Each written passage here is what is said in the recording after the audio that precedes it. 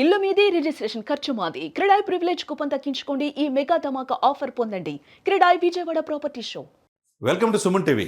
తెలుగు రాష్ట్రాల్లో నెంబర్ 1 పొలిటీషియన్గా పవన్ కళ్యాణ్ 2025 సంవత్సరం చూసుకుంటే ఏ విధంగా చూసుకున్న నేటి రాజకీయ నాయకుల్లో పరిణితి చెందిన రాజకీయ నాయకుడిగా పవన్ కళ్యాణ్ గారు కనపడుతున్నారు.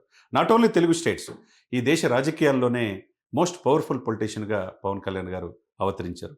ఎక్కడ రాజకీయ అనుభవం లేదు ఆయనకి. దశాబ్దం పైన పోరాటం, జనసేన పార్టీని బతికించాడు. తన పార్టీతో పాటు ఆ విజయ మాధుర్యాన్ని టీడీపీకి అందించారు, ఒకవైపు బీజేపీకి అందించారు.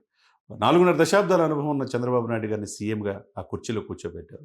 మోదీ గారిని మూడోసారి ప్రధానమంత్రి అవడానికి కారణమయ్యారు ఒకే ఒక వ్యక్తి, తెలుగు వ్యక్తి, మనమందరూ గర్వపడాల్సిన వ్యక్తి పవన్ కళ్యాణ్ గారు. అటు సినిమాలో సక్సెస్ అయ్యాడు, ఇటు రాజకీయాల్లో సక్సెస్ అవుతున్నాడు.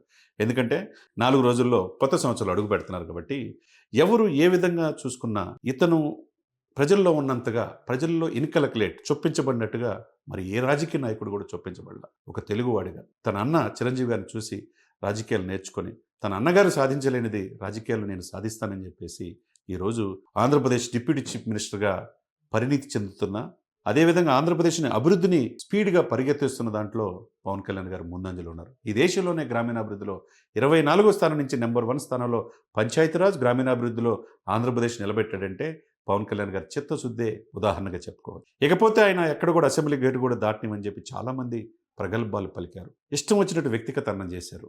కట్ చేస్తే ఎవరైతే చెప్పారో వాళ్ళందరూ కూడా వాళ్ళ ఇంటి గేటు దాటి బయటకు రాలేని పరిస్థితిలో ఉన్నారు. కానీ పవన్ కళ్యాణ్ గారు 21 సీట్లు 20 సీట్లు గెలిపించుకున్నారు. 2 ఎమ్మెల్సీని చేసుకున్నారు. 2 ఎంపీలు ఉన్నారు.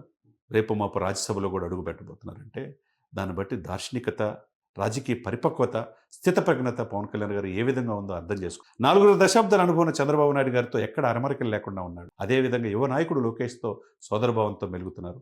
ఇక మోదీ గారు అయితే తన దైవంగా, గురువుగా ఈ దేశాన్ని శాంతి భద్రతల విషయంలో కావచ్చు, ఆర్థికంగా కావచ్చు, మోదీ గారి ఈ ప్రధానమంత్రిగా ఉండాలనే ఉద్దేశంతో మోదీ గారి నాయకత్వంలో ఆయన పనిచేస్తున్న తీరు నా భూతో నా భవిష్యత్తుగా ఎందుకంటే 2025 4 రోజుల్లో అయిపోయి 2026లో నూతన సంవత్సరం అడుగుపెట్టబోతున్నారు కాబట్టి ఇప్పటి వరకు ఆయన సాధించింది చూస్తే ఈ 2 ఇయర్స్లోనే అద్వితీయమైన అమోఘమైన పరిపాలన ఆయనలో చూసుకోవచ్చు. ఒక పరిపాలన ఎలా చేయాలో అనుభవం లేకపోయినా తనకున్న శాఖలు పంచాయతీరాజు, గ్రామీణాభివృద్ధి, గ్రామీణ నీటిపారుదల, మంచినీటిపారుదల, తర్వాత అటవీ శాఖ, సైన్స్ అండ్ టెక్నాలజీ అన్నిట్లో తనకంటూ మార్క్స్ ట్రెండ్ సెట్టర్ చేశాడు. రాజకీయాల్లో నాట్ ఓన్లీ ఆంధ్రప్రదేశ్కే పరిమితం కాకుండా తెలంగాణ కొండగట్టు శ్రీ ఆంజనేయ స్వామికి 36 కోట్లు శాంక్షన్ చేశారంటే ప్రాంతీయ విభేదాలు నాకు లేవు, తెలుగు రాష్ట్రాలు ఇద్దరు అన్నదమ్ములే అని ఆయన నొక్కి ఒక్కానిచ్చినట్టుగా మనం చెప్పవచ్చు.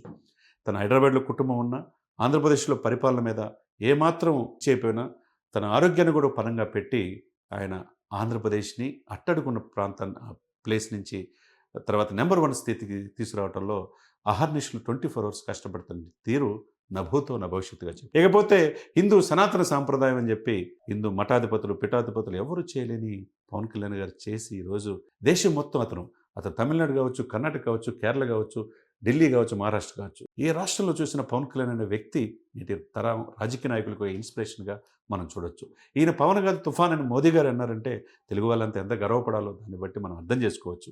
నిన్నగాక మొన్న ఈస్ట్ వెస్ట్ గోదావరి జిల్లాలో ఇరిగేషన్ పనులకి ఇప్పటికీ దేవుడిగా చూస్తే ఆ ప్రాంతంలో నీటిపారుదల 68 లక్షల మందికి 3,050 కోట్లతో జలజీవన్ మిషన్, అమరజీవి జలధార కింద తీసుకొచ్చారంటే, ఆగిపోయిన స్కీమ్ని మళ్ళీ తీసుకొచ్చారంటే దాన్ని బట్టి పవన్ కళ్యాణ్ గారి యొక్క పరిణితి మనం తెలియజేసుకోవాలి. ఇంకోవైపు తన సొంత డబ్బుని ఇప్పుడు వరకు దాదాపు 100 కోట్ల పైన, 100 కోట్ల నుంచి 110 కోట్ల వరకు తన సినిమాల ద్వారా వచ్చే డబ్బులు, తన బిడ్డల డిపాజిట్లు కూడా చేసిన డబ్బుల్ని ఒకవైపు కౌలు రైతులు కావచ్చు, మత్స్యకారులు కావచ్చు, తర్వాత క్రీడాకారులకి 84 లక్షలు మొన్న ఇచ్చారు. ఎక్కడ స్కూల్స్, లైబ్రరీలు తీసుకొస్తున్నారు. స్కూల్ ఆట స్థలాలు లేకపోతే మైసూరువారిపల్లిలో ఆట స్థలం కూడా తన సొంత డబ్బులు ఇచ్చారు. ఇకపోతే ఉత్తరాంధ్రలో చూసుకోండి, గిరిజనులకి 7 దశాబ్దాల స్వాతంత్రం వచ్చి సాధించిన రోడ్లు లేకపోతే అక్కడ 100 కోట్లు పెట్టి రోడ్లు వేయించగలిగారంటే దాన్ని బట్టి ఆయన పరిణితి తెలియజేయవచ్చు. అందరూ పదవి వచ్చిన తర్వాత ఆ పదవితో ఎంత డబ్బు సంపాదించాలనుకుంటారు. కానీ ఈయన 12,336 గ్రామాలు గ్రామ సభలు పెట్టాడు. పంచాయతీలకు తన సొంత నిధులు ఇచ్చాడు. ఆ రాష్ట్రం ఈ రాష్ట్రం తిరగకుండా తుఫాన్లు వచ్చినప్పుడు కోట్ల రూపాయలు ఇచ్చేస్తున్నాడు.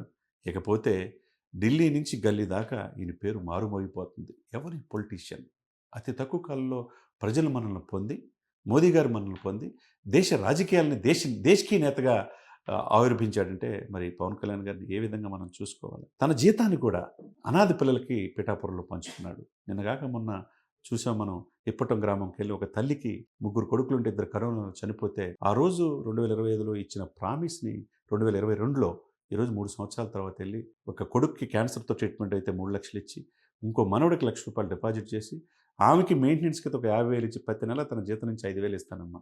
ఎవరు నేటి రాజకీయ నాయకులు ఎవరైనా చేస్తున్నారా? ఎవరు చేయట్లా. ప్రజలే తన సంపదగా ఈజ్ కస్టోడియన్ ఆఫ్ పీపుల్గా మోస్ట్ పవర్ఫుల్ పొలిటీషియన్గా దక్షిణ భారతదేశంలో బీజేపీకి ఒక ట్రబుల్ షూటర్గా పవన్ కళ్యాణ్ గారు అవతరించిన తీరు చాలా అద్భుతంగా మనం చెప్పుకోవచ్చు.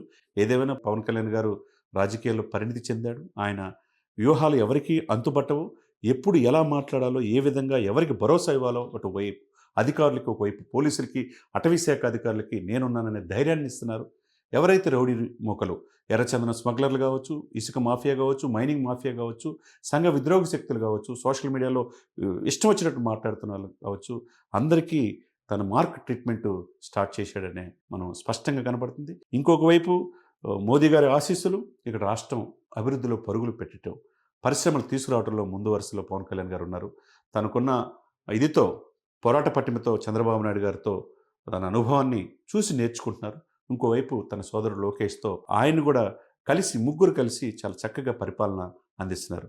ఏదేమైనా కానీ దేశ్కి నేతగా, రాష్ట్రానికి నెంబర్ 1 పొలిటీషియన్గా కాకుండా అటు సినిమాల్లో, రాజకీయాల్లో రాణిస్తూ ఇప్పుడు మోస్ట్ ఎమర్జింగ్, మోస్ట్ పవర్ఫుల్ పొలిటీషియన్గా పవన్ కళ్యాణ్ గారు అవతరించిన తీరుని అందరూ ప్రశంసిస్తున్నారు.